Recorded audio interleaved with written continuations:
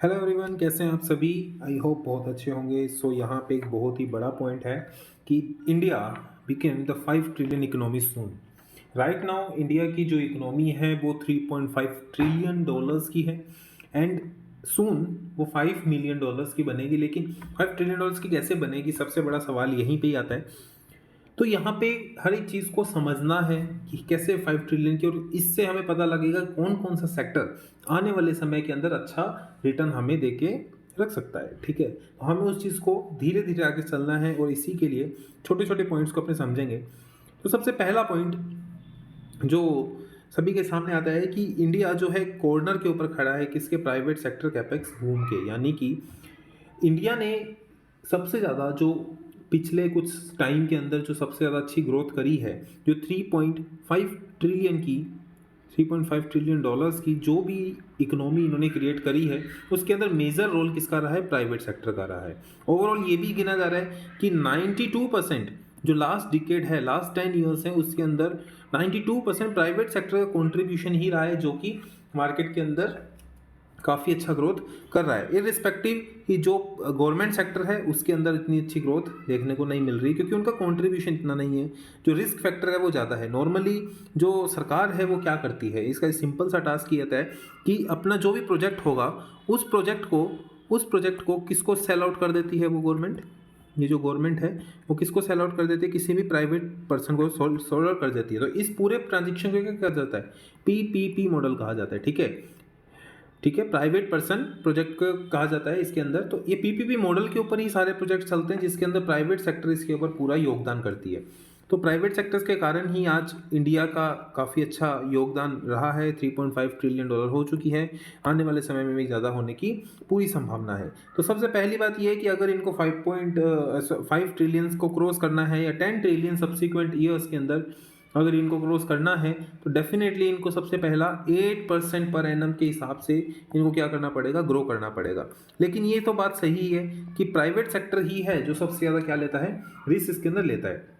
देखो, कैपेक्स का मतलब क्या है, कैपिटल एक्सपेंडिचर। यानी कि ये देखा गया है कि ग्रॉस फिक्स्ड कैपिटल फॉर्मेशन जो इंडिया के अंदर बढ़ी है पिछले कई सालों के अंदर, यानी कि कैपिटल यानी कि इंफ्रास्ट्रक्चर बढ़ना कंपनी इंडिया का।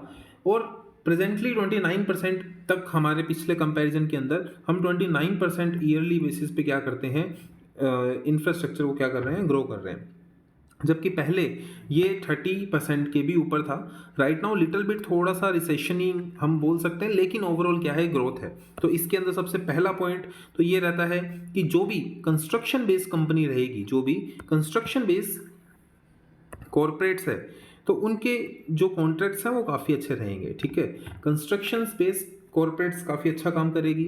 दूसरी चीज़, जो भी मैन्युफैक्चरिंग कंपनी है, ठीक है, मैन्युफैक्चरिंग कंपनी ऐसी कंपनीज जो कि सीमेंट को मैन्युफैक्चर करती है, या फिर अपने बोले कि अदर प्रोडक्ट्स को मैन्युफैक्चरिंग करती है, जो कि काम आता है किसके अंदर, बाइंग सेलिंग के अंदर, जो रेंटल इनकम्स वगैरह जनरेट करती है, जो कॉन्ट्रैक्ट्स लेती है।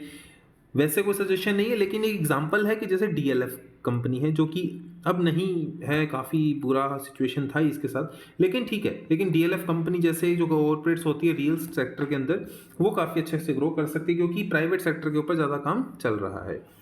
नेक्स्ट पॉइंट अगर अपने बात करें कि आज के टाइम में अपने देख रहे हैं कि मार्केट के अंदर जो फ्लोट है वो पहले कौन संभालता था, पहले एफडीआई के बेस के ऊपर रहता था। हम ये देखते थे कि जब भी शेयर मार्केट में हमें कोई एंट्री लेनी है, तो हम एक चीज़ देखते थे कि भाई एफआईआई क्या कर रहा है, फॉरेन इंस्टीट्यूशन इन्वेस्टर क्या कर रहा है, एफडीआई फॉरेन डायरेक्ट इन्वेस्टमेंट क्या कर रहा है, क्या वो इंडिया के अंदर डायरेक्ट इन्वेस्ट कर रहा है कि नहीं कर रहा।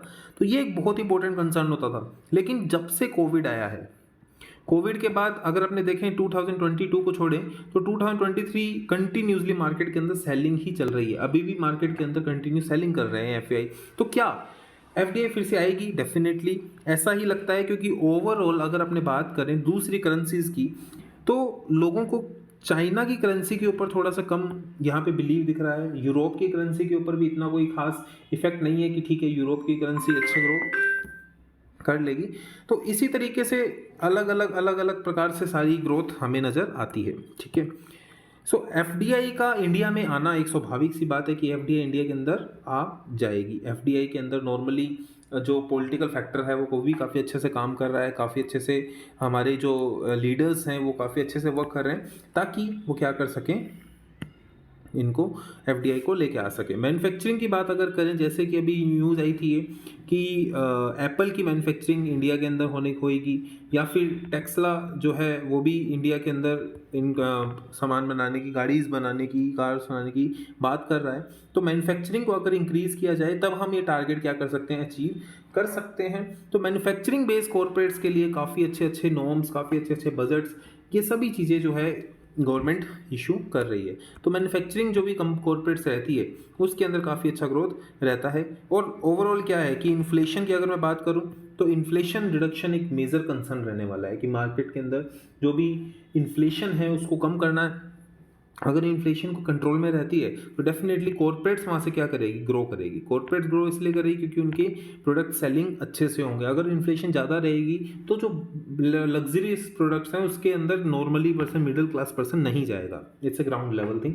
तो अगर अपने बात करें कि मैन्युफैक्चरिंग स्टॉक्स जो मैन्युफैक्चर करते हैं चीज़ों को, जो अच्छी चीज़ों को मैन्युफैक्चर करते हैं, जैसे कि HUL ऐसी कॉर्पोरेट है जो मैन्युफैक्चर करती है प्रोडक्ट्स का, ठीक है, जो सर्विसेज देने वाले हैं जैसे कि कोटक महिंद्रा, अलग अलग कंपनीज, तो ये सारी कंपनीज जो है काफ़ी अच्छा से काम करेगी और इसी के अंदर जो है लॉन्ग टर्म निवेश करने के लिए हम सोचा जा सकता है। ठीक है, नेक्स्ट पॉइंट की अगर अपने बात करें इन्फ्लेशन रिड्यूस के साथ MSME, आज के टाइम में क्या होता है कि जो छोटे छोटे कॉर्पोरेट्स हैं वही सबसे ज़्यादा एक्टिवली पार्ट ले रहे हैं। यानी कि अगर MSME को ग्रो किया जाए, MSME का मतलब क्या होता है, माइक्रो स्मॉल मीडियम एंटरप्राइजेस, ठीक है, माइक्रो स्मॉल मीडियम एंटरप्राइजेस, यानी कि ऐसे कॉर्पोरेट्स जो कि बहुत ही कम कैपिटल के साथ काम करते हैं, बहुत कम मतलब 5 CR के आसपास मैक्सिमम लिमिट में माइक्रो, तो इस तरीके से वो काम करते हैं। अगर छोटे छोटे कॉर्पोरेट्स को काफ़ी अच्छा प्रोजेक्ट्स मिले, धीरे धीरे उनको प्रोजेक्ट्स अगर ग्रो मिलते हैं तो इंडिया की पर कैपिटा इनकम क्या हो जाएगी, ग्रो हो जाएगी। और जैसे इंडिया की पर कैपिटा इनकम ग्रो होती है तो मार्केट के अंदर ओवरऑल क्या दिखेगा, वहाँ से ग्रोथ दिखेगा। हेल्थ केयर इंडस्ट्रीज काफ़ी अच्छा वर्क कर रही है आने वाले समय के अंदर, साथ ही साथ विमेंस की जो पावर है वो काफ़ी अच्छे से इंप्रूव कर दी गई है। FMCG की अगर मैं बात करूँ तो एक छोटी सी रिपोर्ट आई है जिसके अंदर $20 पर कैपिटा जो है अभी भी कंजप्शन चल रहा है, जो कि एक कंपैरिजन देखा जाए तो थोड़ा कम है, लेकिन धीरे धीरे जैसे जैसे इन्फ्लेशन कंट्रोल होगी या साथ ही साथ MSME ग्रो होगी, पर कैपिटा इनकम ग्रो होगी, तो ये कंजप्शन भी इंक्रीज हो जाएगा। ठीक है, सो आई होप आपको ये समझ में आ गया कि किस तरीके से जो इंडिया है वर्क कर रहा है, कौन कौन से सेक्टर्स हैं जिसके अंदर हम निवेश कर सकते हैं। ऐसे सेक्टर्स की बहुत अच्छे से जानकारी आपको लेनी है। ऐसे शेयर्स को सबसे पहला अगर आप स्टेप देखें तो सबसे पहले गूगल्स पे जाके उसके कंपनी के आप कंपनी सर्च कीजिए कि कौन सी कंपनी FMCG है, या कौन सी कंपनी ऐसी है जो रियल स्टेट के अंदर है, कौन सी कंपनी है जो इन सेक्टर के अंदर डील करती है। आफ्टर डैट डील करने के बाद आप कोई भी उसके शेयर्स को देखिए, एक शेयर को कोई भी चूज़ कीजिए, कोई भी रैंडम वन शेयर। उस शेयर के बाद सबसे पहले मनी कंट्रोल ऐप पे जाइए। मनी कंट्रोल के बाद उस कंपनी के देखिए कि कंपनी कितना हाई ट्रेड कर रही है, कितना लो ट्रेड कर रही है, ये एक इंपॉर्टेंट पार्ट है। ठीक है, जब हाई लो अपने देख लेते हैं तो उसके बाद हम देखते हैं कंपनी की अब किस टाइम रेंज के अंदर, क्या क्या रेंज के अंदर वो बैठी है। ठीक है, अगर कंपनी की हाई लो सारी रेंजेस हमें पता लग गई है, उसके बाद हम क्या करेंगे कंपनी के साथ, उसके बाद थर्ड स्टेप के अंदर कंपनी की बैलेंस शीट्स ओपन करिए। बैलेंस शीट को हमें थोड़ा सा रीड करना आना चाहिए। बैलेंस शीट के अंदर रीड के अंदर जैसे कि कंपनी का कैपेक्स कितना है, कैपिटल एक्सपेंडिचर कितना कर रहे हैं, अच्छा खासा कर रहे हैं कि नहीं कर रहे। लेकिन ओवरऑल जब अपने कोई सेक्टर डिसाइड करते हैं, सेक्टर के बाद उस कंपनी दो कंपनीज के बैलेंस शीट को हमें क्या करना है, मैच करना है। ठीक है, उसके बाद कंपनी के PE रेशियो को जरूर देखिए। PE रेशियो का मतलब होता है कितने गुना पैसे हम वो जो कंपनी है वो डिमांड कर रही है, इस तरीके से। सो ये पूरा कॉन्सेप्ट है। If you like share subscribe my channel, definitely इसके ऊपर भी पूरी वीडियो बनेगा। आप कमेंट जरूर करिए कि बैलेंस शीट के एनालिसिस के ऊपर आप हमें वीडियो दीजिए, तो डेफिनेटली आपको एक वीडियो वहाँ पे मिलेगी और हम एक पूरा फंडामेंटल एनालाइज करेंगे। So thank you very much, like share subscribe my channel. जय हिंद।